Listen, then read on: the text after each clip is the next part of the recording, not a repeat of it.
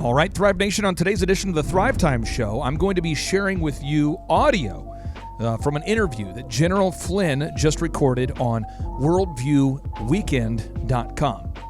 Now, the reason why I'm rebroadcasting this audio is because with the censorship that has run amok all over these great United States, I want to make sure that you, as the listener, hear this interview as soon as possible. Again, the website we pulled this audio from is WVW-TV.com, and this is an interview with General Michael Flynn. And before I play this audio, I do want to take a moment to read the official statement from the White House regarding General Michael Flynn. This statement was written on November 25th, 2020. It reads, "Today, President Donald J. Trump signed an executive grant of clemency granting a full pardon to General Michael T. Flynn. The president has pardoned General Flynn because he should have never been prosecuted. An independent review of General Flynn's case by the Department of Justice, conducted by respected career professionals, supports this conclusion. In fact, the Department of Justice has firmly concluded that the charges against General Flynn should be dropped. This full pardon achieves that objective, finally bringing to an end the relentless partisan pursuit of an innocent man. General Flynn should not require a pardon. He is an innocent man. Even the FBI agents who interviewed General Flynn did not think he was lying. Multiple investigations have produced evidence establishing that General Flynn was the victim of partisan government officials engaged in a coordinated attempt to subvert the election of 2016.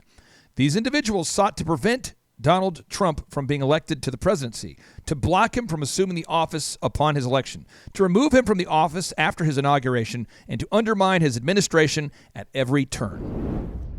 What's happening in this country should never happen, and we are going through. There's no doubt in my mind we're going through a crucible of history, and if we don't correct what it is that's happening right now over the next couple of weeks, then I really hate to even think about what will happen in our country going forward into the latter part of December and certainly into the next month. I do not believe for a second that the country will accept Vice President Biden as the next president based on what we know to be probably the greatest fraud that our country has ever experienced in our history. I mean, what we're seeing, what I'm in right in the middle of it right now, and I will tell you that, first of all, the president has clear paths to victory. They have clear paths to victory, and they actually don't require a lot of courtroom action. What they require is they require a lot of honesty out of elected officials, and frankly, a lot of Americans who are coming forward and telling us their stories. I mean, the hundreds and hundreds of Americans around the country in different states, not just the swing states, but many, many other states that are coming forward with their stories and putting them down on affidavits as witnesses. We had probably 10 or 12 affidavits come in from one particular state today, and because there's been a number of threats to people, these particular patriots, they sent their photos in with their affidavits and said, "Put mine up at the top of the list because I want people to know that I'm not going to be afraid of these people that are threatening our country and our way of life." And so I say all that, and on one hand, and the other hand, as I just described, we have clear paths to victory for this president. And frankly, he's going to win Pennsylvania. He's going to win Arizona. He's going to win Georgia. He's going to win Nevada. He's going to win Michigan. And the other one that he's probably going to pull in is Wisconsin too, because there's a discrepancy in Wisconsin of 130,000 fraudulent ballots that they just discovered. So there's a lot of things happening, and it's all, to me, it's all positive. I was asked today on a scale of 1 to 10 who will be the next president, and I said 10, it'll be Donald Trump. It'll be President Trump. There's no doubt in my mind. There's no doubt in my mind that he won this election hands down in a landslide. probably somewhere between 350 and 400 electoral college votes. What we have seen is over, and I know this, I mean, over the last probably 2 decades and probably longer, I could, give you a little bit of a history lesson in that, but I won't. But over the last couple of decades, what we have seen is a complete shift in how fast I believe that Communist China, in their long-term plan, decided that to sort of move up their plans to become the global superpower, sole global superpower on the planet. And their sort of plan was by about the middle of this century that we're in right now. And I believe during the last 2016 election, when they didn't get the candidate that they needed and the kind of ideology that they saw America moving towards, they were not going to allow 2020 to happen. And so now what we have is this theft with mail-in ballots, the theft with this software, Smartmatic software, and these Dominion systems. I mean, these are systems that are not owned by this country. They're not owned by this country. They're owned by other. They were introduced into this country. I mean, how can we say, as the United States of America, how can we say that we accept a system that is not made in this country, and not even, and in many of the cases, the ballots aren't even tallied in this country? How can we say that here in this country, that we accept that? The one thing, and for you all and for all your listeners, the one most precious thing that makes me the same as the wealthiest guy or gal on the planet, or the poorest person in America, what makes us equal? What makes us equal is when we go in to a voting booth and we close that curtain, or we go in there and we lean over to vote. My vote matters the same as the guy who's the richest guy, in America. It matters the exact same. That's where we are equal, and that's why this has to be fair and free. And it was not.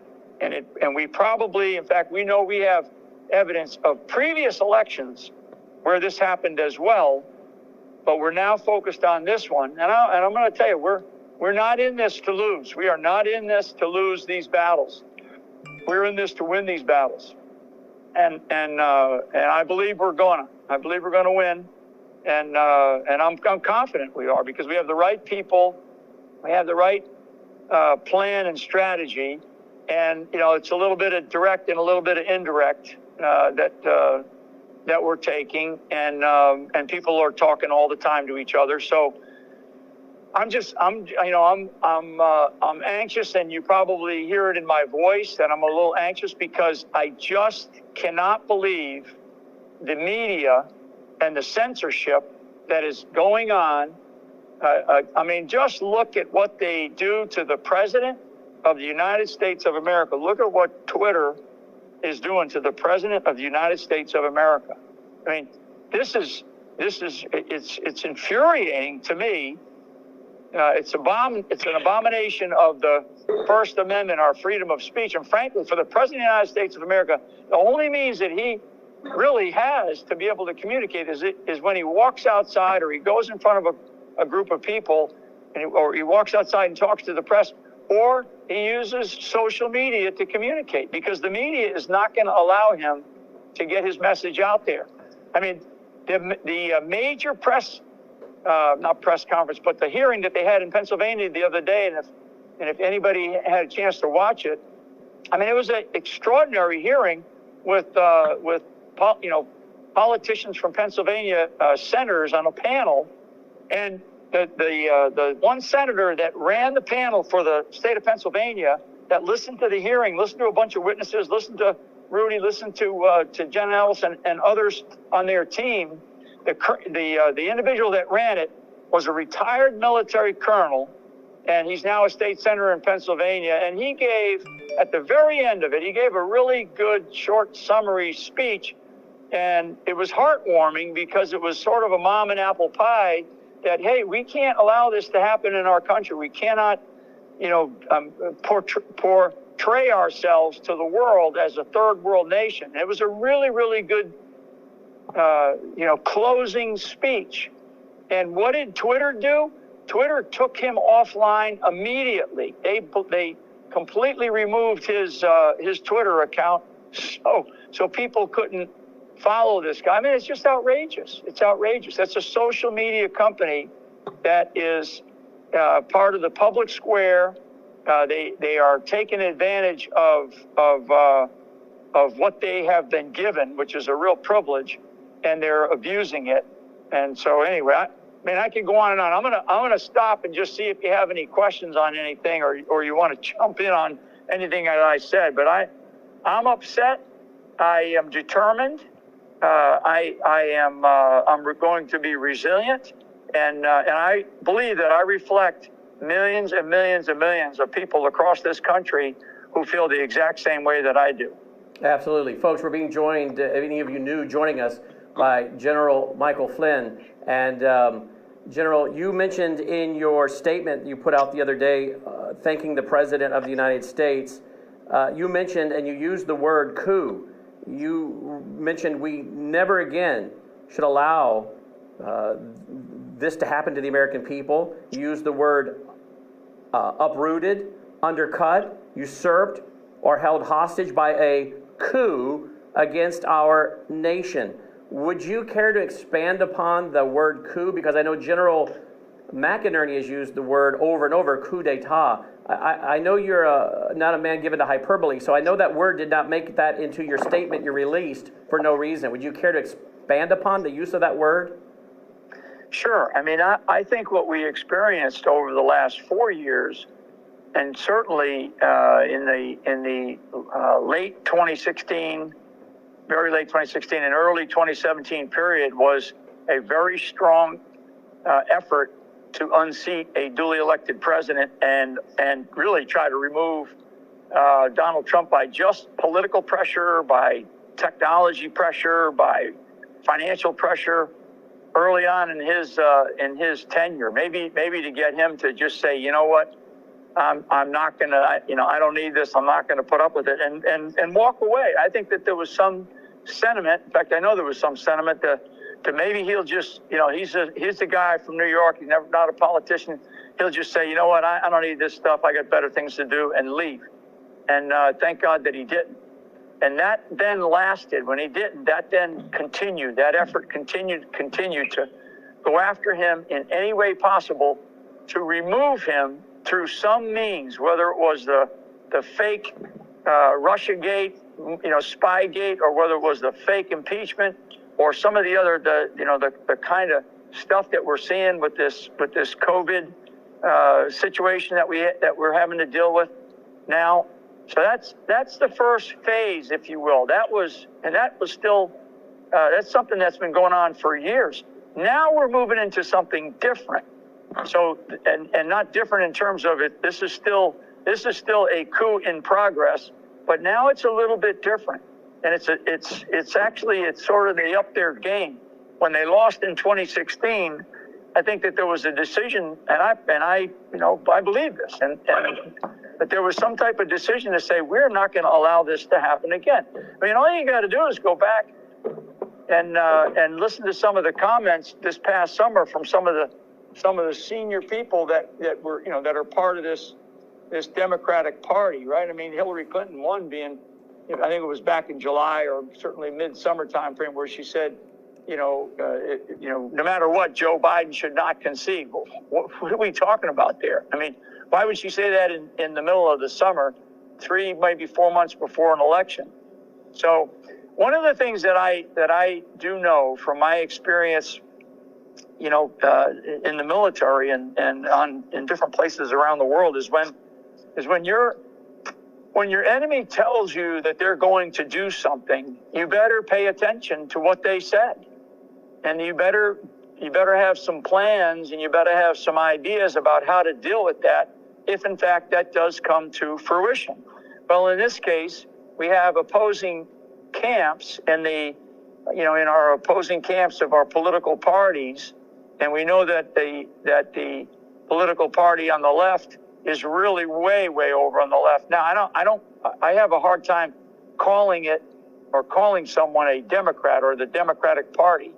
That's a name only, folks, because it's really the Democratic Socialist Party of America that has, usurped and taken over that element, and they are a very loud voice. And so they're Katie bar the door assault on us, on our country and our way of life, and they're doing anything they can right now to try to pretend like, okay, nothing to see here, and Joe's going to be our next president here. And I'm just telling you, it's the level of fraudulent activity, definitely what I would describe as what we have seen and what has been reported to us as certainly criminal behavior.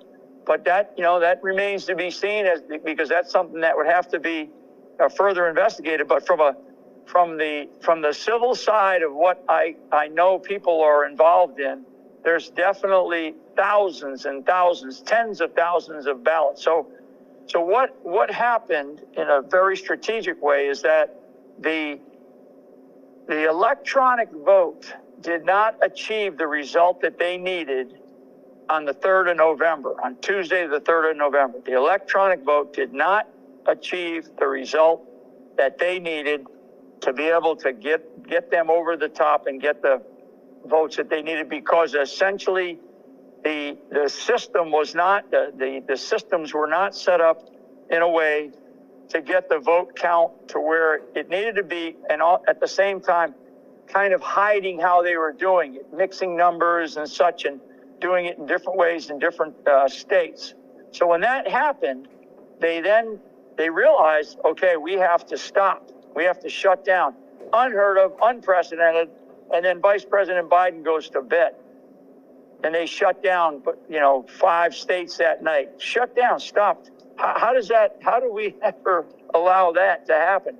And then, of course, over the next couple of days, really from the 4th of November through the 7th of November, we start to see the mail-in ballot, the whole instance of mail-in ballot fraud. And I mean, there's a whole bunch of evidence and a whole bunch of people that have come forward. I mean, there's probably a couple of hundred, and I'm lowballing it, affidavits, people who have stood up and said, I'm sick of it. And these are Democrats and Republicans. We just got another piece tonight in another part of the country from a Democrat, a woman who's just absolutely sick and tired of what she saw, and she just wasn't sure what to do, and she finally said, I got to go forward and I got to report this. I can't live with myself. That is what's happening with people who are feeling in their heart that sense of patriotism to still say, look, I don't want my country to turn into something else, because that's what these people want. They do not want our country to be the republic that it is. They want it to be something else and change it, as we heard one president say, we want to fundamentally change America. And that's not what people want. People want to live the life that they have with the liberties and freedoms that we have under this great constitutional republic that we have. So that's sort of where we are, and that's what I mean by that. This is an ongoing effort. It's not the go take the Capitol, go take the radio station like we've done, in the past, in our own history years ago in Central America or the Caribbean or over in some of these other countries where we've participated or we've supported some of this stuff, or we certainly have watched it in other third world nations. Now it's happening in our country, and we cannot stand for it. It's a new way of warfare, is it not, General? Is that what you're saying? This is kind of the new way of warfare, and it is cyber warfare. Is that what you're saying?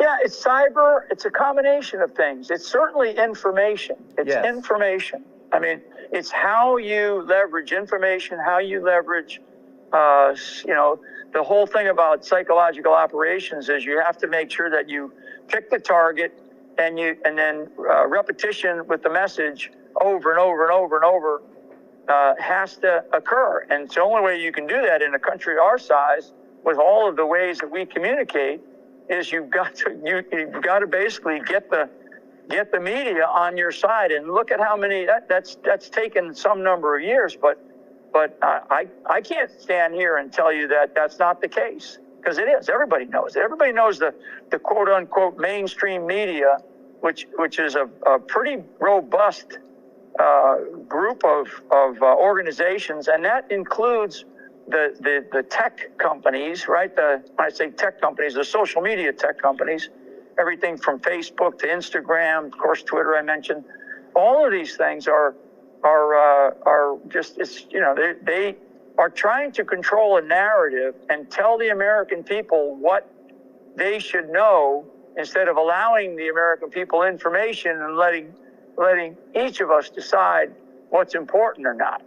So it's brainwashing, it's information warfare, it's brainwashing, it's psychological operation. It's those things that you studied and others study when they go through SEER school, correct? Well, it's more than that. It's more than that. But yeah, it's the type of warfare. And in fact, if you study Chinese doctrine has 6 phases. The first 5 phases all have to do with information.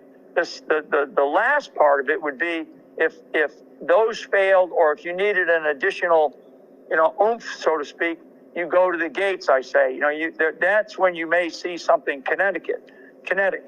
But we're in this sort of period of information warfare it's unprecedented. I mean, again, I'm gonna stand in my box here and say the President of the United States of America is being censored by U.S. companies. I mean, think about that. I'm at a loss sometimes when I talk about it, and I talk about it, a couple of times a day to different people in different groups, and I'm trying to say, okay, at a certain point in time, we have to, that has to stop being allowed. When a company says what you just said, Mr. President, is not totally the truth, or there's fraud involved here, or fraud hasn't been proven. I mean, how dare they do that to the President of the United States? Because he's not going to get a fair shot, going out into the mainstream media crowd. Look at the interview that he did. I guess it was yesterday, where he had somebody's talking to the President of the United States in his office there, and he had to counsel the person, don't talk to me like that. Don't talk to the President of the United States like that. I mean, it's like a bunch of school punks in a schoolyard. You can't have that. We can't have that in this country. I mean, debate and sharp questions, but not totally disrespect to not just the president. You may not like him, and that's fine. But he represents the presidency of the United States of America. He represents our flag, our Constitution, our country. And so actually, everything that we are experiencing right now actually is more than just an assault on President Trump. This is an assault on the American Republic, on this great country that we have, and people around the country. I know they're fed up with it, and they're not going to put up with it. And what they're waiting to see is the outcome of their own elected officials in the states do their job, and just because CNN or Fox News or a governor or a secretary of state certify an election, if the state legislature has not certified the election, then it's not certified in a particular state. And if there's a challenge, and there's a legitimate legal challenge, then they can't sit there and certify it while there's a legal challenge ongoing. It's just not the way it works. So the media is not going to cover any of that for you. The big media, they're just not going to cover it. And it's sad, because they're trying to shove it down our throat. And the American public, they see right through it. Well, and we're thankful you came to us, one of the alternative media sites, and these are all growing rapidly. And when they all are added together, you're reaching millions upon millions of people through the new media. I don't want to keep you, General, longer than you want to stay. You've been very generous. I would like to ask you just a couple more questions. We have people that I know are getting frustrated. They're pacing the floor. I mean, they're really is upsetting to them to see what the media is saying and how it's discouraging people. But you're telling them to hang in there, that this is going to all work out. I don't know if you can speak to it or not. If you cannot, just say so. But I know that Sidney Powell has been speaking about a lot of information that will be coming out. She wants to get it into court, not into the media to try it, but into the court. But can you or can you not speak to any of the hard evidence related to the server in Germany? I don't want to speak to that right now. Okay. She's mentioned it, and she's actually has some really good filings. They just filed another amendment, I believe, in Georgia. So they filed in Georgia, they filed in Michigan just today, and probably within the last hour or two, they just filed another amendment to those in Georgia and back again in Michigan. And I think the next couple of priorities, are looking at some of these other states where there's some big challenges. But you really do have to go and dig into, and this is the challenge. You've got to go and dig into the filings instead of reading a soundbite here or there, because it's our life. This is our country. This is the time in our history where if we don't get this right, this country is done. It will be over, as we know it. And as I stand here talking to you, I'm not standing here for me. I'm standing here for my children, my grandchildren, and frankly, the beacon of hope that we are as a country. And I would say, I'll just wrap it up because I'm going to have to jump here. There are paths to victory. I mean, it's clear. And so key states are Georgia, Michigan, Arizona, Georgia, Michigan, Wisconsin, Michigan, Arizona, Nevada. I mean, there's ways that the president can get to, and his team can get him to the margin that he needs to win without Pennsylvania. But he's going to win Pennsylvania too. So I'll leave you and I'll leave the audience with this, because I don't want my tone to be so strong where you sense a frustration. I'm really not frustrated. I'm determined, and I am going to remain resilient to this assault that we have ongoing by elements in our country that are trying to tell us, don't look here, everything will be just fine. It won't be. We cannot have this. We cannot allow this. We are going to we're going to get this straight. We're going to straighten it out. It's going to be done properly. It's going to be done legally. It's going to be done correctly, and it's going to be done with American patriots who love this country and who are fighting like warriors on a legal battleground for sure, with people like Sidney Powell, like Rudy Giuliani and his team, like people like Lynn Wood, who's fighting tooth and nail. And most people don't even know his case that he's got going on in Georgia just got picked up by the 11th Circuit down in Georgia, and that's a good sign, because that means that the one judge down there that thought he was going to dismiss his case, the 11th Circuit pulled it out of him and brought it up to their level, to an appeals level, because they saw that there was enough evidence. So I believe we're going to see some momentum changing here. There already is an undercurrent of momentum shifting for the president, and I believe that at the end of the day, we're going to find out that he won by a massive landslide, and he'll be inaugurated come this January. So for all my patriots and friends out there listening, to all of our great listeners, I want to encourage you that President Trump will be president of the United States for another 4 years. That's going to happen. And the corruption is going to be exposed. Now remember, the mainstream media is controlled by just 6 individuals. 6 individuals control 90% of the messages that you hear. Think about that for a second. Just 6 individuals control all of the mainstream media, 90% of the mainstream media.